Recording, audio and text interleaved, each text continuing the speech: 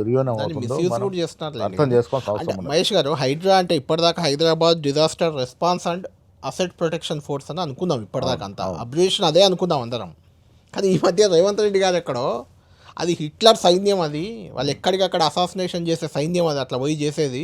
మా హైడ్రా కూడా అలా చేస్తుంది, ఎక్కడికి పడితే అక్కడ డిస్మెంటల్ చేసి పడేస్తున్నాం అంటే భయపెడుతున్నాం అనే రకంగా మాట్లాడారు. అది కొంచెం వివాదాస్పదమైంది. ఆ వ్యాఖ్యల్ని మీరు అది అది సమర్థిస్తారా? ఆయన వ్యక్తిగత అభిప్రాయం. దాన్ని సమర్థిస్తారా మీరు? నేను దాంట్లోకి పోదలుచుకోలేదు. ఆయన వ్యక్తిగత అభిప్రాయం అది. దాని విషయంలో అంటే హిట్లర్ నాకు ఆదర్శం అని మాట్లాడారు. ఢిల్లీలో కూడా చర్చ అయింది. ఆయన చెప్పింది ఏంటంటే వేరే కోణంలో చెప్పాను తప్ప నేను ఆ హిట్లర్ గురించి మాట్లాడింది అంటే కాదని. హిట్లర్ ఆదర్శంగా హైడ్రాని పెట్టుకున్నాడు, దాన్ని ఆదర్శంగా నేను ప్రపంచవ్యాప్తంగా తీసుకున్నానని చెప్పారు. హిట్లర్ని ఒక విలన్గా చూస్తాము. అవును, అది ఇప్పుడు అదే పెద్ద ఇష్యూ నడుస్తుంది ఆయన కదా. అన్నది వేరే కోణంలో అన్నాననే మాట చెప్పడం జరిగింది. ఉమ్. అందుకే దాంట్లో నేను ఏకీభవించేది ఉండదు, అంటే హైడ్రా అట్లా వ్యతిరేకించేది జనం ఉండదు. మీదకి వెళ్ళిపోయి ఎట్లా పడితే అట్లా లేదు, ఇష్టారాజ్యంగా కూల్చేస్తుంది అంటారా? ఆ దానికి అంటే అట్లా అనుకోవాలమ్మా? హైడ్రాని ఆ రకంగా మనం మీరు వాడుకుంటున్నారా? ఊహించుకోవడానికి లేదు. ఉమ్. మీరు ఇప్పటికీ చూడండి, నేను మీతో ప్రజలకి నేను ఇస్తాను. ఎవరైనా హైడ్రా వల్ల నిజంగా పేదవాడు నాకు ఈ ఫలానా చోట నా ఇల్లు పోయిందని ముందుకు వస్తే నేను ముందుండి పునరావాసం ఇప్పిస్తా. దాంట్లో నేను కూడా కూడా common తప్పుడు ప్రచారం ఎక్కువైంది. సోషల్ మీడియా ప్రచారం అంటే ఎక్కువైంది. ప్రైవేటు భూములను కూడా, అంటే నా దృష్టికి కొన్ని వచ్చాయి కాబట్టి అడుగుతున్నాం మేము. కొన్ని ప్రైవేటు భూములను, అవి చెరువుతో శిఖంతో సంబంధం లేని వాటిని కూడా, అవి చెరువు భూములు శిఖం భూములను ఏదో పేర్కొంటే అట్లా అక్కడికి హైడ్రా అక్కడికి వెళ్ళిపోతుంది. కొన్ని దాంతో హైకోర్టు కూడా అక్షంతలు వేసిన సందర్భాలు ఉన్నాయి. సంఘటనలు నేను కూడా ఇన్వాల్వ్ అయ్యాను. శేర్లింగంపల్లిలో ఒక సంఘటన అది జరిగినప్పుడు, కావాలని వెళ్తున్నారని చర్చ. కూకట్పల్లిలో ఒక సంఘటన అనుకోకుండా పోతే జరిగినప్పుడు నేనే పోవచ్చు. రంగనాథ్తో మాట్లాడి ఇది వాస్తవం కాదు, మీరు గ్రహించుకున్నప్పుడు వాళ్ళు కూడా వాస్తవం తెలుసుకుని ఎన్నికపోయిన సందర్భాలు కూడా ఉన్నాయి. అదే అంటున్నాను కొన్ని- నేను. ఎందుకు అంత కీన్ గా అబ్జర్వ్ చేయకుండా వెళ్ళిపోతున్నారా? బ్లాక్ మెయిల్ చేయడానికా, బెదిరి చేయడానికా? ఒక పెద్ద కార్యక్రమం చేయాలన్నప్పుడు కొన్ని తప్పిదాలు ఉంటాయి, ఉమ్.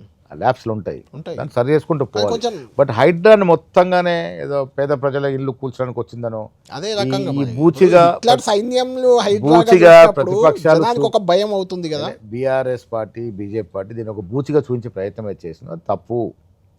హైడ్రా వల్ల మంచి జరిగిందని చెప్పే జనం పెరుగుతూ ఉన్నారు హైదరాబాద్ నగరంలో.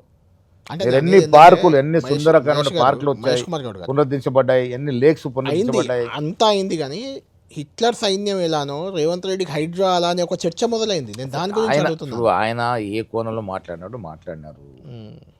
అది ఆయన కోణం. అది కాబట్టి హైడ్రా వల్ల ఏ అంటే పేదవాడికి ఈ నష్టం రెండు, లేదు. ముఖ్యంగా ఈ రెండు, ఒకటి ఫ్యూచర్ సిటీ, రెండు హైడ్రా.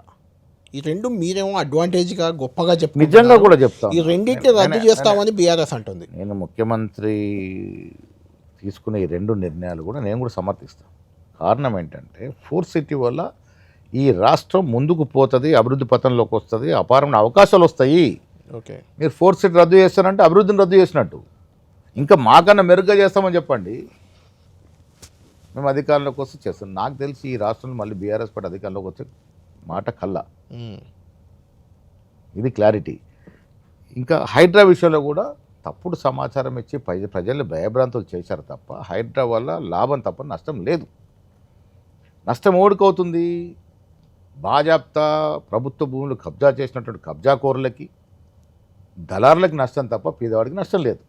ఇది ప్రజలు అర్థం చేసుకోవాలి. రైట్. మహేష్ కుమార్ గౌడ్ 2.5 ఏళ్ళు జరిగింది, అధికారం నడిపారు. ఇప్పుడు కొంత ప్రభుత్వంపై కానీ, మంత్రులపై కానీ, ఎమ్మెల్యేలపై కానీ అక్కడక్కడ విమర్శలు, భూ కబ్జాలు లాంటి ఆరోపణలు, ఇలాంటివి కొన్ని వస్తున్నాయి. మీ దృష్టికి కూడా వస్తున్నాయి అనుకుంటా. ఎందుకంటే కొంతమంది మంత్రుల కుటుంబ సభ్యుల ప్రమేయాలు, లేకుంటే కొండా సురేఖ కూతురు మాట్లాడింది చూసాం, పొంగులేటి శ్రీనివాసరెడ్డి కొడుకు మీద కేసు, ఆ ఇష్యూ కూడా చూసాం. అది కొంచెం విపక్షాలకు కష్టంగా మీరే ఇచ్చినట్టు అనిపించట్లేదా అలాంటి ఆరోపణలు? అంటే కొంత ఎమ్మెల్యేలు, కొంత మంత్రుల మీద ఆరోపణలు వస్తున్నాయి. బట్ మనం కొంత ఆరోపణ అనేది ప్రతిపక్షాలు చేస్తాయి. ఏ పార్టీ ప్రభుత్వాలు ఉన్నా, ప్రతిపక్షాలు ఉన్న పార్టీ మంత్రుల మీద, ఎమ్మెల్యేలు ఆరోపణలు చేస్తాయి. కానీ మహేష్ కుమార్ గౌడ్ మీద ఏం పెద్ద ఆరోపణలు రావట్లేదు.